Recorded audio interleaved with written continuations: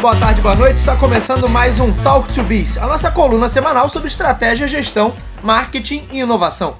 O meu nome é Bruno Garcia, sou professor e profissional na área de marketing e business e aqui você já sabe, toda semana a gente traz um tema novo para debater sobre o mundo dos negócios ou também sobre notícias, acontecimentos que podem ter um impacto na sua empresa, no seu planejamento estratégico ou na sua carreira. Lembrando sempre que esse podcast é um oferecimento do nosso site, o talktobiz.com ou talktobusiness.com.br. Lá nós publicamos algumas ideias, alguns insights, tem sempre alguma coisinha nova no nosso blog e lá também temos o feed desse podcast disponível. Então é sempre bom a galera dar uma visita e conferir o que a gente produz por lá. E hoje nós damos prosseguimento ao bate-papo com o Eduardo Murat, bate-papo iniciado no programa da semana passada. O Murat, que é doutor em comunicação, professor da UERJ e da UF e consultor de empresas. Na semana passada nós falamos sobre mundo VUCA, liderança e transformação em tempos de pandemia, e a gente continua com esse bate-papo, dessa vez focando na questão da liderança e de outras soft skills que são necessárias para conduzir equipes, conduzir esses movimentos de transformação e mudança em tempos tão complexos e em certa medida caóticos como os tempos que nós estamos enfrentando hoje. Então, vamos lá, vamos ouvir o que o nosso amigo Murat tem a dizer. Ô Murat, e nesses cenários, como o cenário que a gente tem hoje, que é um cenário de extrema incerteza, porque a gente ainda está muito incerto do que pode acontecer, das consequências que tudo isso vai ter, como você falou bem, das mudanças que isso pode gerar ou não gerar. Dentro dessas soft skills, você falou aí de comunicação e liderança. Você classificaria essas como pedras fundamentais aí para lidar com esse cenário de incerteza? As listas são grandes de soft skills mapeadas no mundo inteiro, tá bom?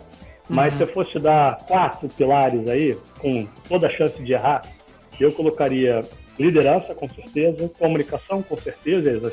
Tem comunicação, tem um plano de comunicação, é a capacidade de interagir, construir pontes entre as pessoas, né? Então, liderança, comunicação, a capacidade de reaprender, que eu falei para você, e alguma lógica, alguma mecanismo de visão sistêmica, capaz de entender a complexidade. Esses elementos se desdobram em vários outros, mas esses talvez sejam os mais centrais, por mais que muitas pessoas coloquem uma quinta ponte aí que a gente falou, que é dessa questão dessa visão quantitativa, capacidade de pensar algoritmos, e no final do dia, tirando a parte matemática ou software, é uma visão de processo, né? Sim. Que você tem que ter. Legal essa visão sistêmica.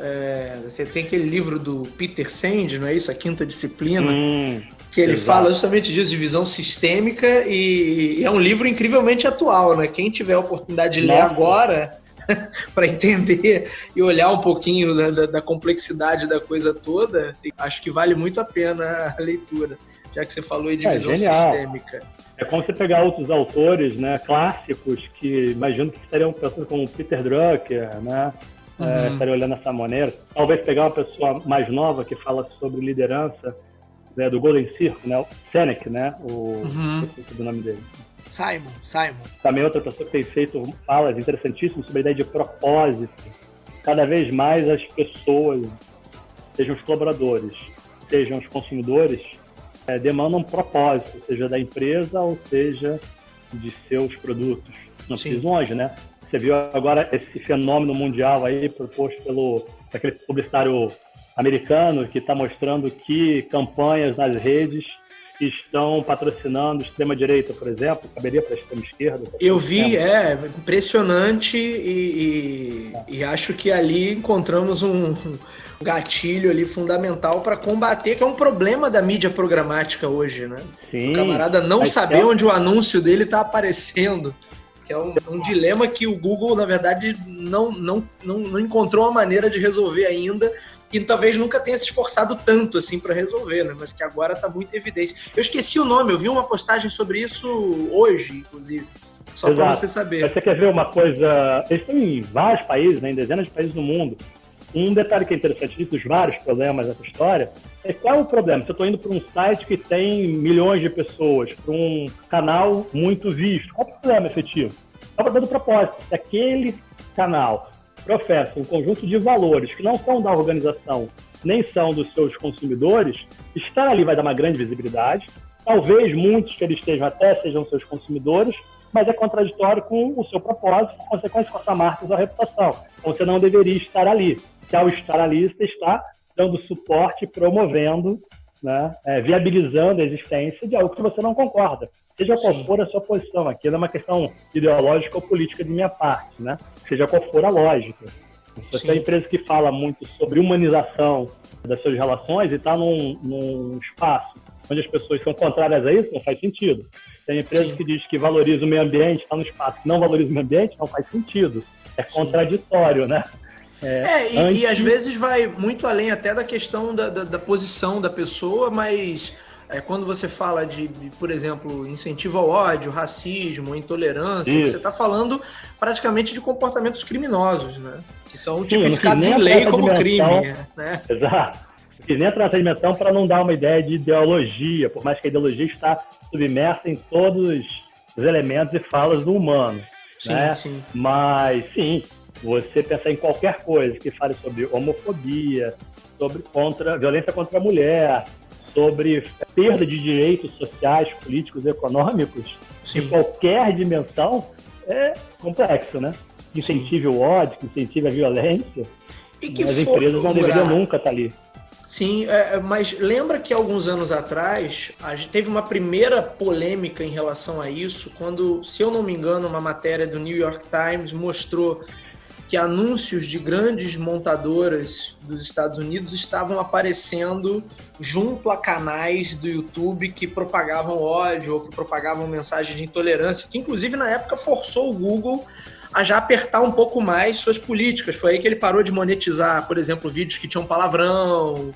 Ele começou a esboçar ali alguma reação, mas isso já tem o quê? Uns 2, 3 anos que teve essa primeira polêmica, né? Só que naquela época acho que não se imaginava que a coisa talvez ganhasse uma proporção tão grande, né? Ou não se via a proporção que a coisa já tinha ganho.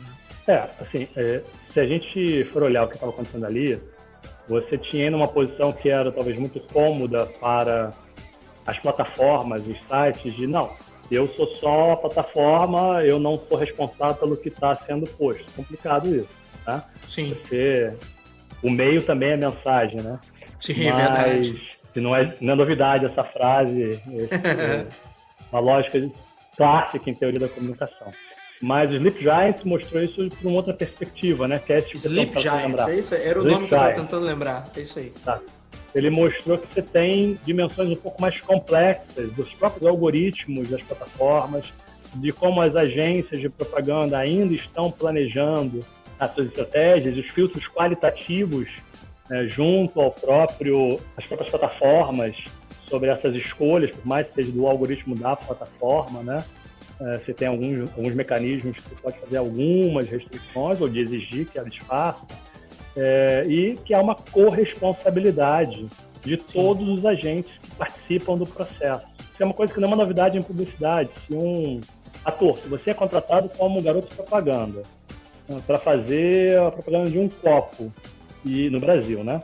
E ele diz que é um copo que vai curar a Covid, toda vez que você beber água nele, isso for uma mentira, que certamente seria nesse caso, né? Você é algo cloroquina, né? Eu não vou nem entrar nisso, cara, que isso aí é um debate nossa. Tá bom, tô brincando, né? Deixa isso pra lá, deixa isso quieto. Porque assim, no caso da cloroquina especificamente, além de você não ter nenhuma comprovação internacional que ele ajude, no caso, ele tem um conjunto de efeitos colaterais tão grandes, mesmo para quem tem que tomar, né? Para quem tem doenças específicas, que mesmo quem tem que tomar, tem condições muito restritas, muito acompanhadas, não pode ser feito de maneira profilática. Se você considerar que, mesmo que ele tivesse efeito, segundo as agências internacionais de saúde, inclusive a americana, e a OMS, né? Sim. E a Fiocruz, assim, a lista de pessoas de referência é enorme. Se você considerar que muitas das substâncias de base que têm que ser compradas ou importadas aumentaram dezenas de vezes o seu custo e você ainda acha que tem que produzir em massa e dá com um protocolo, que não é um protocolo, é um termo de eu me responsabilizo por estar tomando cloroquina, fica ainda mais complicado. Você vê que tem um desenho, né, de saúde pública, mas de uma economia perversa. Capitalismo não precisa ser perverso. Existem múltiplos modelos de capitalismo. O capitalismo americano é diferente do canadense, que é diferente do inglês, que é diferente do brasileiro. Né? Ainda é o melhor formato econômico e a democracia ainda é o melhor sistema político, mas talvez a social-democracia, mas enfim, democracia como eixo, mas nada é perfeito, né? E quando você tem um interesse econômico que prejudica o indivíduo na ponta ou o meio ambiente, é sempre muito delicado. E nesse caso, pensa, tá bom, tem comprovação, acaba com a Covid, mas você vai ficar cego. Entre morrer e ficar cego, não ficar cego. Mas nem isso, né, cara? Imagina que você pode ter um ataque cardíaco sem reversão, cara, porque muitos ataques cardíacos têm reversão. Mas a cloroquina gera ataque cardíaco, segundo os especialistas, que não tem reversão. Aí eu tomo de maneira profilática em casa. As pessoas estão comprando para ter em casa, para ir tomando.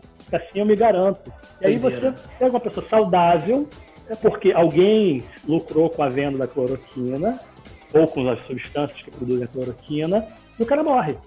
E economicamente é todo o tempo de vida útil daquele agente econômico produtivo. Não estou falando nem humano, e não tem nem o que discutir, né? É uma vida. Mas o agente econômico deixou de produzir, de consumir para o resto da vida útil que ele teria. Agora, acrescente a isso o fator humano, que não tem nem o que ser negociado, não tem nem o que ser discutido, não dá para aceitar. Então, assim, esse caminho da cloroquina é pegajoso a beça. Não, mas desculpa, eu acabei te levando por esse assunto. Você ia dar o exemplo do ator que é contratado para fazer uma campanha, que bebendo a água naquele copo se livra da Covid. Né?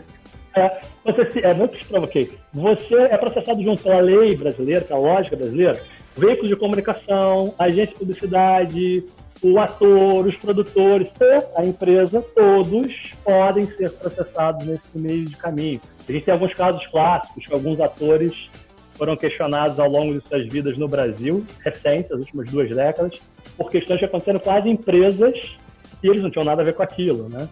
Tem a situação de atores que foram envolvidos com propagandas de carne, que foram questionados depois, né? Não vou nem colocar os nomes aqui, são pessoas conhecidas, tanto a empresa quanto o ator, né?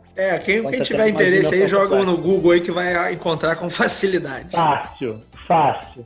Mas você estava falando sobre liderança antes. Sim. Eu acho que a gente está num momento onde a liderança e não a chefia, ela é fundamental, ou seja, a capacidade de projetar um futuro comum, né? E projetar não quer dizer que você criou sozinho, né? Mas de projetar um futuro comum, de entender as pessoas e mobilizar as pessoas em suas capacidades e de humanizar as relações que estão sendo mediadas pelas interfaces é fundamental. Porque a gente esqueceu que do outro lado da interface tem uma pessoa. Eu e você mesmo, Bruno, antes de começarmos essa gravação, passamos alguns minutos batendo papo. Sim. Mas muitas empresas estão achando que não. Reunião 3 horas, mas espera aí. Numa reunião presencial, enquanto as pessoas estão chegando, tomando um cafezinho, colocando as coisas, estão batendo aquele papo, conversando, agendando uma nova reunião, trocando ideia, perguntando pelo filho. Então, existe um dado de sociabilidade que existe no cotidiano. E muitas empresas achando que, ao estar na interface, eu tenho um cronograma, uma meta, um horário para entrar, um horário para sair, estou gravando e depois vou utilizar isso. Você pode gravar e ter o conteúdo que você quiser. Mas lembre que são pessoas do outro lado. E pessoas que não estão no ambiente controlado da empresa.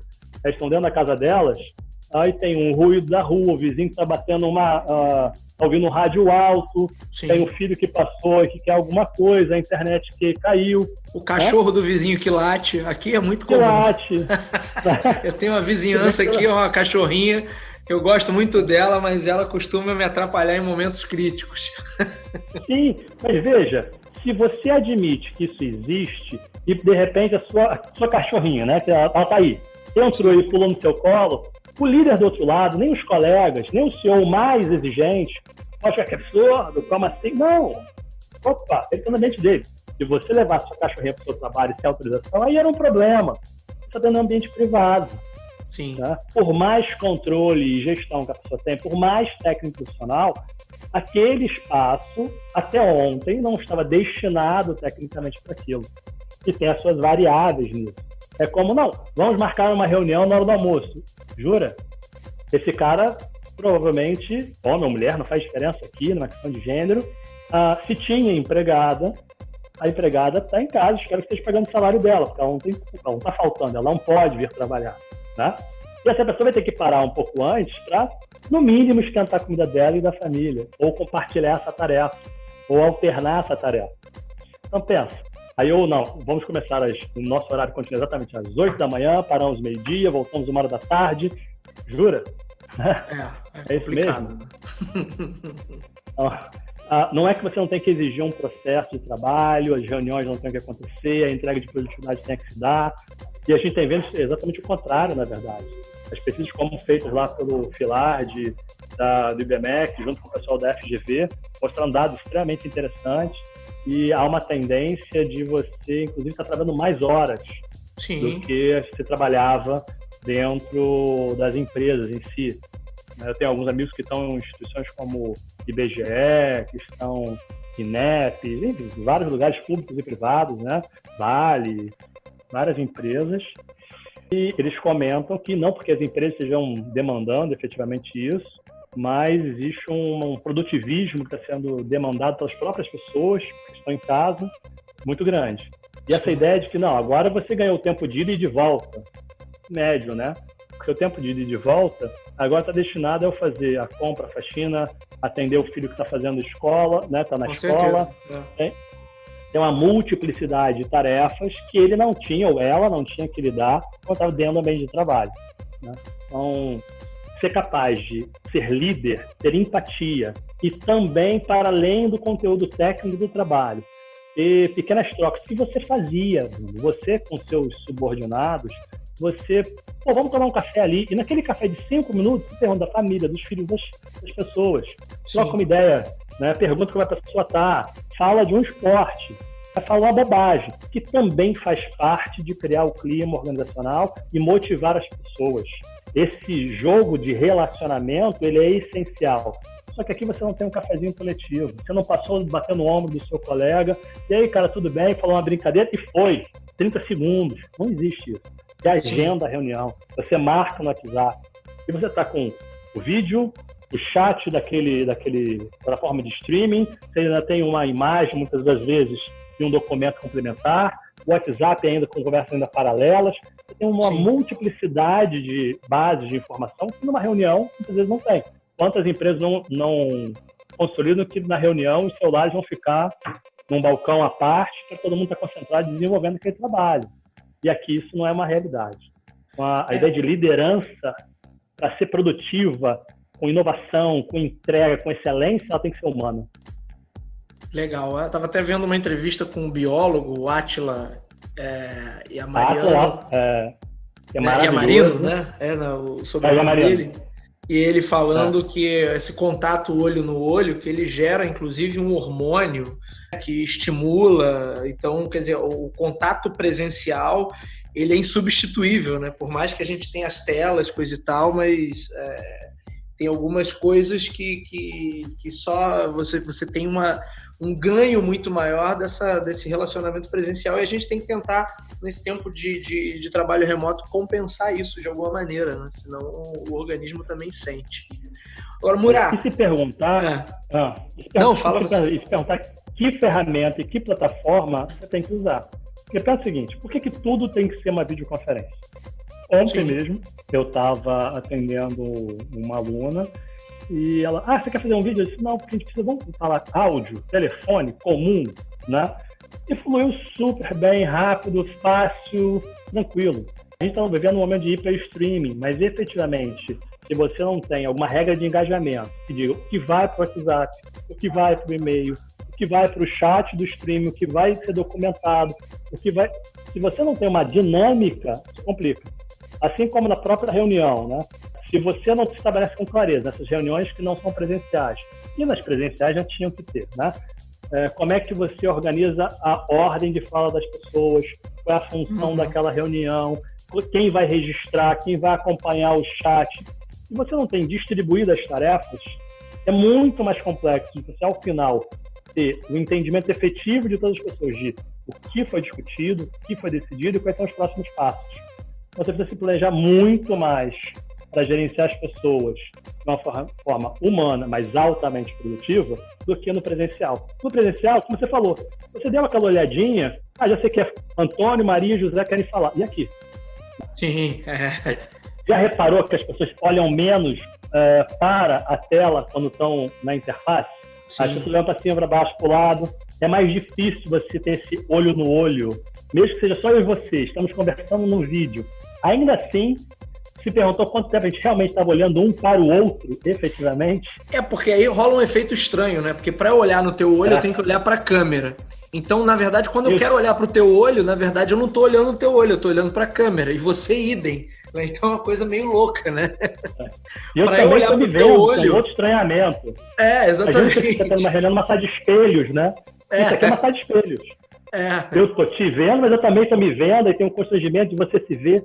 As pessoas estão num cenário muito diferente do seu padrão. Mas você ia falar alguma coisa, eu te interrompi, desculpa.